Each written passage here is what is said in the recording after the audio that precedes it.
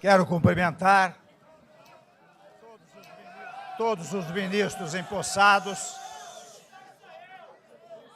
os senhores governadores, senhoras e senhores parlamentares, familiares, amigos, senhoras e senhores.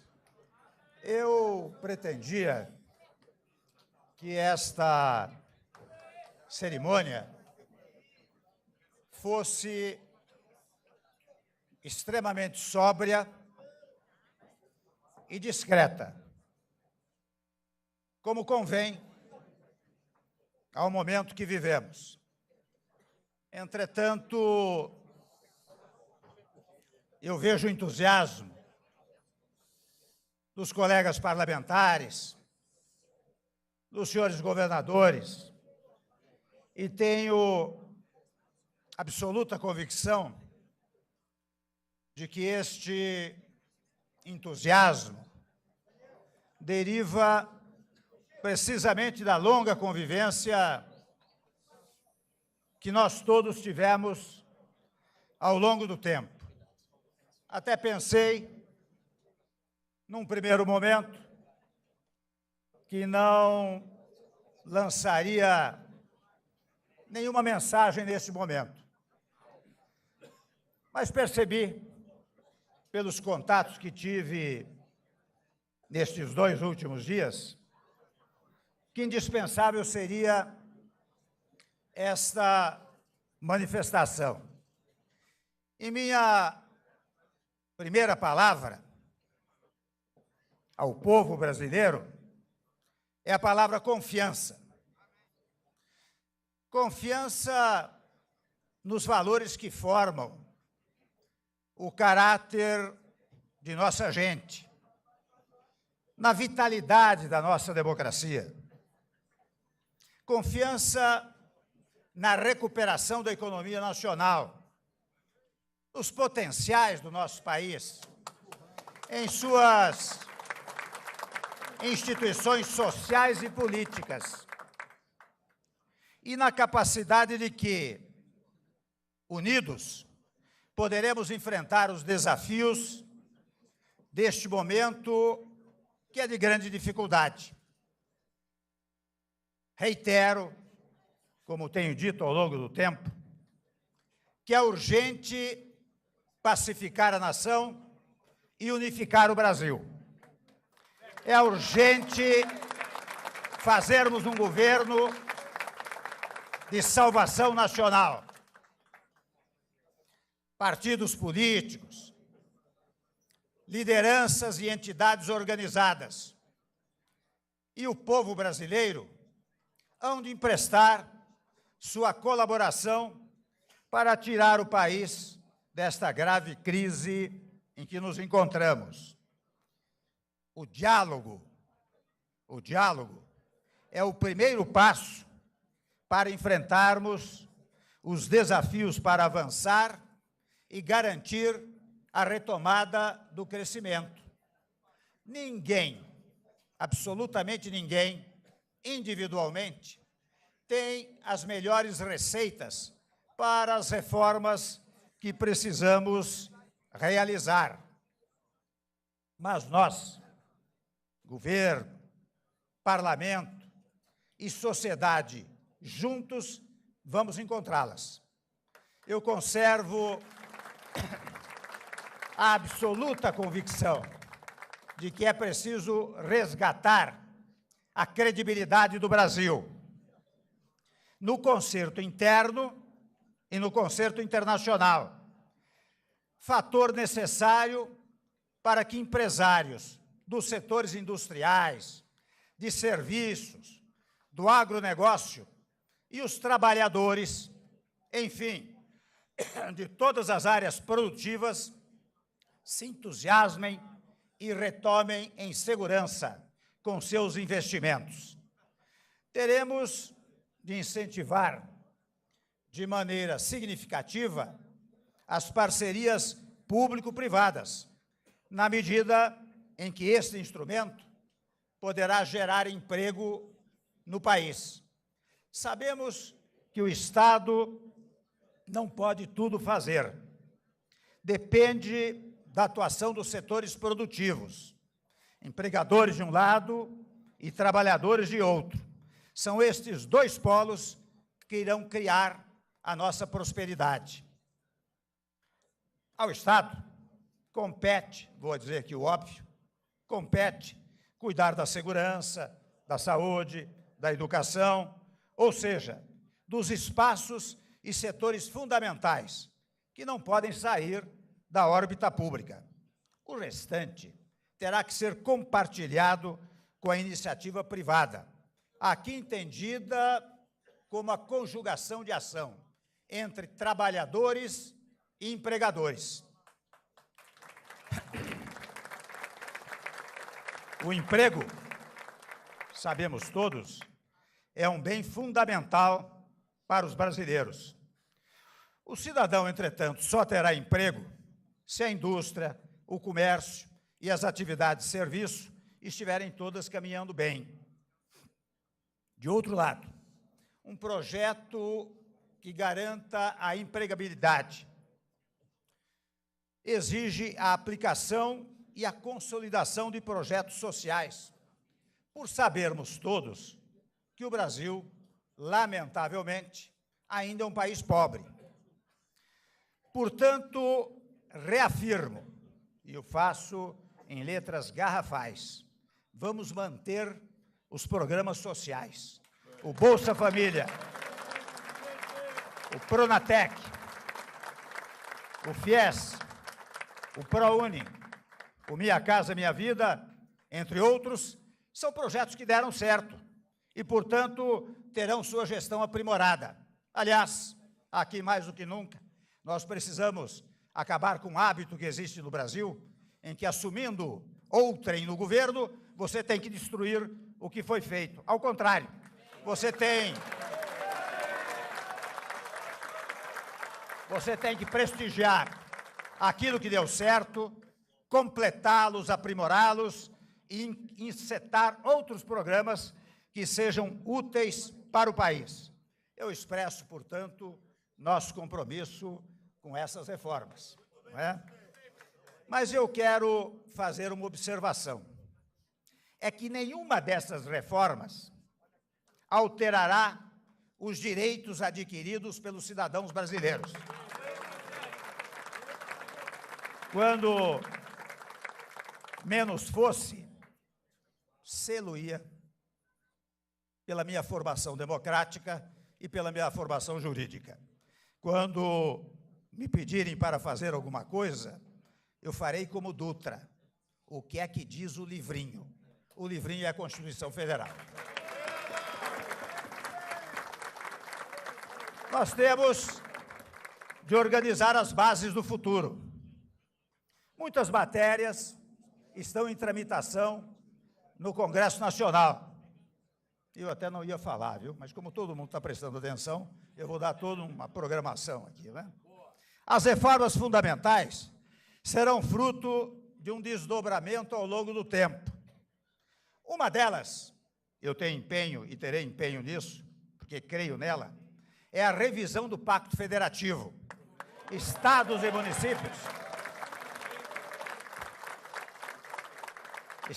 municípios precisam ganhar autonomia verdadeira, sob a égide de uma federação real, não sob uma federação artificial, como vemos atualmente. A força da União, nós temos que colocar isso na nossa cabeça, deriva da força dos estados e dos municípios. Há matérias, meus amigos, controvertidas, como a reforma trabalhista e a previdenciária.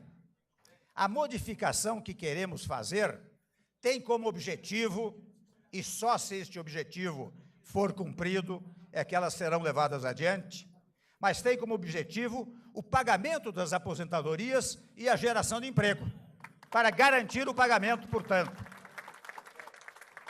Tem como garantia a busca da sustentabilidade para assegurar o futuro. Esta agenda, difícil, complicada, não é fácil, ela será balizada, de um lado, pelo diálogo, e de outro, pela conjugação de esforços. Ou seja, quando editarmos uma norma referente a estas matérias, será pela compreensão da sociedade brasileira. E, para isso, é que nós queremos uma base parlamentar sólida, que nos permita conversar com a classe política e também com a sociedade. Executivo e legislativo precisam trabalhar em harmonia e de forma integrada, até porque, no Congresso Nacional, é que estão representadas todas as correntes de opinião da sociedade brasileira. Não é apenas no Executivo. Lá no Congresso Nacional estão todos os votos de todos os brasileiros. Portanto, nós temos que governar em conjunto. Água. Só física, né? O resto vai bem. Então, nós vamos precisar muito da governabilidade. E a governabilidade exige, além do que eu chamo de governança, que é o apoio da classe política do Congresso Nacional, precisa também de governabilidade, que é o apoio do povo. O povo precisa colaborar e aplaudir as medidas que venhamos a tomar. E, nesse sentido, a classe política, unida ao povo, conduzirá ao crescimento do país. Todos os nossos esforços estarão centrados na melhoria dos processos administrativos, o que demandará maior eficácia da governança pública. A moral pública será permanentemente buscada por meio dos instrumentos de controle e apuração de desvios. Nesse contexto, tomo a liberdade de dizer que a Lava Jato tornou-se referência e, como tal, deve ter prosseguimento e proteção contra qualquer tentativa de enfraquecê-la. O Brasil, meus amigos, vive hoje sua pior crise econômica. São 11 milhões de desempregados, inflação de 2 dígitos, déficit quase de 100 bilhões de reais, recessão e também grave a situação caótica da saúde pública no Brasil. Nosso maior desafio é estancar o processo de queda livre na atividade econômica, que tem levado ao aumento do desemprego e à perda do bem-estar da população.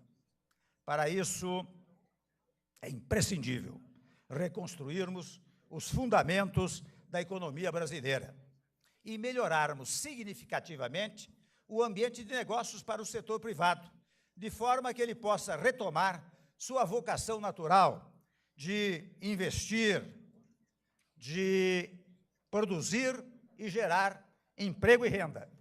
De imediato, precisamos também restaurar o equilíbrio das contas públicas, trazendo a evolução do endividamento do setor público de volta ao patamar de sustentabilidade ao longo do tempo.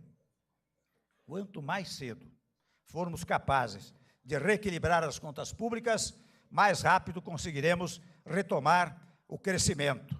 A primeira medida na linha desta redução está, ainda que modestamente, aqui representada. Já eliminamos vários ministérios da máquina pública. E, ao mesmo tempo, nós não vamos parar por aí. Já estão encomendados. Bem que eu pedi uma pastilha. Já estão encomendados estudos para eliminar. Chega, é muito. Já estão encomendados estudos para eliminar cargos comissionados e funções gratificadas.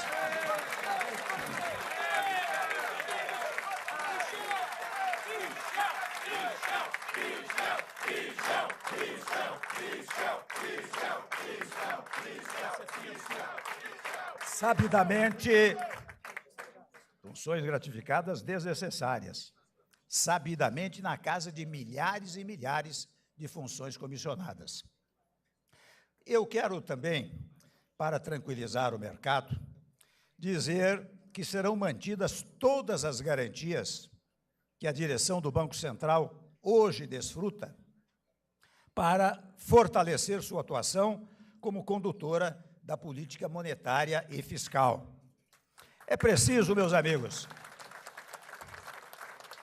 e aqui eu percebo que eu fico dizendo umas obviedades, umas trivialidades, mas que são necessárias, porque ao longo do tempo eu percebo como as pessoas vão se esquecendo de certos conceitos fundamentais da vida pública e da vida do Estado.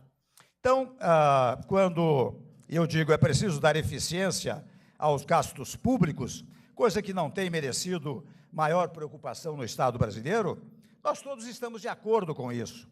Nós precisamos atingir aquilo que eu chamo de democracia da eficiência, porque se no passado nós tivemos, por força da Constituição, um período da democracia liberal, quando os direitos liberais foram exercitados amplamente, se ao depois, ainda ancorado na Constituição, nós tivemos o desfrute dos chamados direitos sociais que estão previstos na Constituição, num dado momento, aqueles que ascenderam ao primeiro patamar da classe média começaram a exigir eficiência, eficiência do serviço público e eficiência dos serviços privados. E é por isso que hoje nós estamos na fase da democracia da eficiência, com o que eu quero contar, com o trabalho dos senhores ministros, do Parlamento e de todo o povo brasileiro. Eu quero também remover, pelo menos nós faremos um esforço extraordinário para isto, a incerteza introduzida pela inflação dos últimos anos. Inflação alta, vai mais uma trivialidade, atrapalha o crescimento, desorganiza a atividade produtiva e turva o horizonte de planejamento dos agentes econômicos. E sabe quem sofre as primeiras consequências desta inflação alta?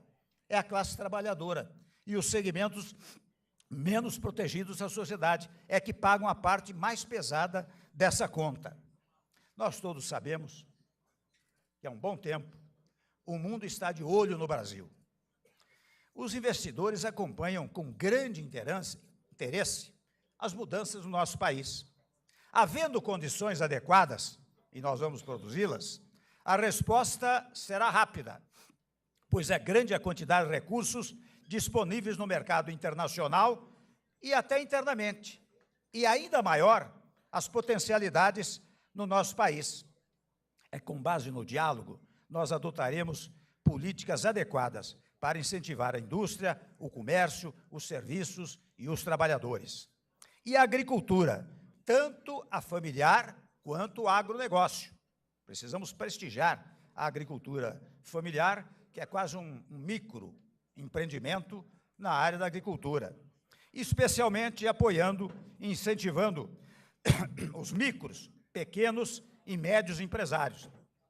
Além de modernizar o país, estaremos realizando o maior objetivo do governo: reduzir o desemprego, que há de ser, os senhores percebem que eu estou repetindo este fato, porque eu tenho tido, e os senhores todos têm tido, contato em todas as partes do país com famílias desempregadas. E nós vemos o desespero destes brasileiros que contam com um país com potencialidades extraordinárias e que não consegue levar adiante uma política econômica geradora de empregos para todos os brasileiros.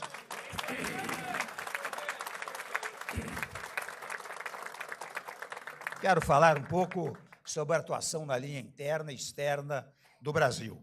E esses princípios estão consagrados na Constituição de 88, senador Mauro Benevides, que nós ajudamos a redigir, não é? E eu indico, porque esses preceitos indicam um caminho natural para a definição das linhas da atuação interna e externa do Brasil. Os senhores veem que eu insisto muito no tema da Constituição, porque, a meu modo de ver, toda vez que nós nos desviamos dos padrões jurídicos, e o direito existe exata e precisamente para regular as relações sociais, quando nós nos desviamos dos dos limites do direito, nós criamos a instabilidade social e a instabilidade política. Por isso que eu insisto sempre na invocação do texto constitucional. Pois muito bem, nesta Constituição, a independência nacional, a defesa da paz e da solução pacífica de conflitos, o respeito à autodeterminação dos povos, a igualdade entre os Estados, a não intervenção, a centralidade dos direitos humanos e o repúdio ao racismo e ao terrorismo, dentre outros princípios, são valores profundos de nossa sociedade e traçam a imagem de um país pacífico e ciente dos direitos e deveres estabelecidos pela nossa Constituição. São, meus amigos, esses elementos de consenso que nos permitem estabelecer bases sólidas para a política externa que volte a representar os valores e interesses permanentes do nosso país. A recuperação do prestígio do país e da confiança em seu futuro serão tarefas iniciais e decisivas para o fortalecimento da inserção internacional da nossa economia. Agora, em agosto, o Brasil estará no centro do mundo com a realização das Olimpíadas no Rio de Janeiro.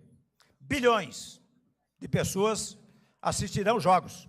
Jornalistas de vários países estarão presentes para reportar o país sede das competições. Muito além dos esportes, sabemos disso, as pautas se voltarão para as condições políticas e econômicas do país. Tão cedo, não voltaremos a ter oportunidade como esta, de atrair a atenção de tanta gente ao mesmo tempo em todos os cantos do mundo. Nesta tarde de quinta-feira, porém, e desde já pedindo desculpas pelo possível, para usar um refrão, né? Pelo possível alongado da exposição, eu quero reiterar que a minha intenção era realizar esta cerimônia, digamos assim, com a maior sobriedade possível. Estamos fazendo, porque sem embargo do entusiasmo de todos os senhores, todos nós compreendemos o momento difícil, delicado, ingrato, que estamos todos passando. Por isso, nesta tarde de quinta-feira, não é momento para celebrações, mas para uma profunda reflexão. É o presente e o futuro que nos desafiam. E não podemos olhar para a frente com olhos de ontem. Olhamos com olhos do presente e olhos no futuro. Faço questão, e espero que sirva de exemplo, de declarar meu absoluto respeito institucional à senhora presidente Dilma Rousseff. Não discuto aqui as razões pelas quais foi afastada. Quero apenas sublinhar a importância do respeito às instituições e a observância à liturgia nas questões, no trato das questões institucionais. É uma coisa que nós temos que recuperar no nosso país. Uma certa cerimônia não pessoal, mas uma cerimônia institucional. Uma cerimônia em que as palavras não sejam propagadoras do mal-estar entre os brasileiros, mas, ao contrário, que sejam propagadoras da pacificação, da paz, da harmonia, da solidariedade, da moderação, do equilíbrio entre todos os brasileiros. Tudo o que disse, meus amigos, faz parte de um ideário que ofereço ao país, não em busca da unanimidade, que é impossível, mas como início de diálogo com busca de entendimento. Farei muitos outros pronunciamentos. E meus ministros, também, meus ministros é exagerado, são ministros do governo. Né? O presidente não tem vice-presidente, não tem ministro. Quem tem ministro é o governo. Então, os ministros do governo, né, farão manifestações nesse sentido, sempre no exercício infatigável de encontrar soluções negociadas para os nossos problemas. Temos pouco tempo, mas se nos esforçarmos, é o suficiente para fazer as reformas que o Brasil precisa. E aí, meus amigos, eu quero dizer, mais uma vez, da importância desta harmonia entre os poderes, em primeiro lugar.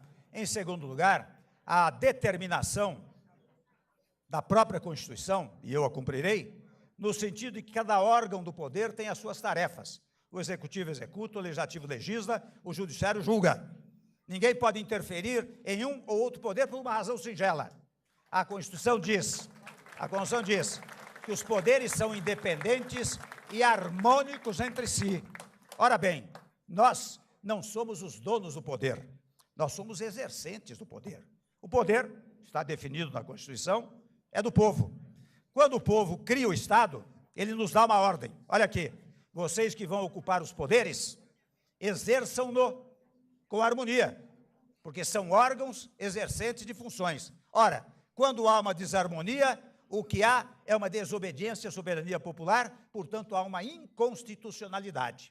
E isso nós não queremos jamais permitir que se pratique. Dizia aos senhores que, a partir de agora, nós não podemos mais falar em crise. Trabalharemos. Aliás, há pouco tempo, eu passava por um posto de gasolina na Castelo Branco, e o sujeito botou uma placa lá. Não fale em crise. Trabalhe.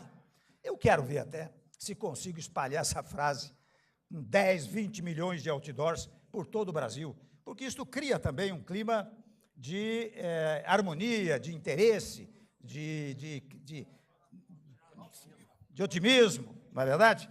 Então, não vamos falar em crise, vamos trabalhar. O nosso lema, que não é um lema de hoje, o nosso lema é ordem e progresso. A expressão da nossa bandeira não poderia ser mais atual, como se hoje tivesse sido redigida. Finalmente, meus amigos, fundado num critério de alta religiosidade, e vocês sabem que religião vem do latim religo, religare, portanto, você, quando é religioso, você está fazendo uma religação, e o que nós queremos fazer agora com o Brasil é um ato religioso, é um ato de religação de toda a sociedade brasileira com os valores fundamentais do nosso país. Por isso que eu peço a Deus que abençoe a todos nós, a mim, a minha equipe, aos congressistas, aos membros do Poder Judiciário e ao povo brasileiro, para estarmos sempre à altura dos grandes desafios que temos pela frente. Meu muito obrigado e um bom Brasil para todos nós.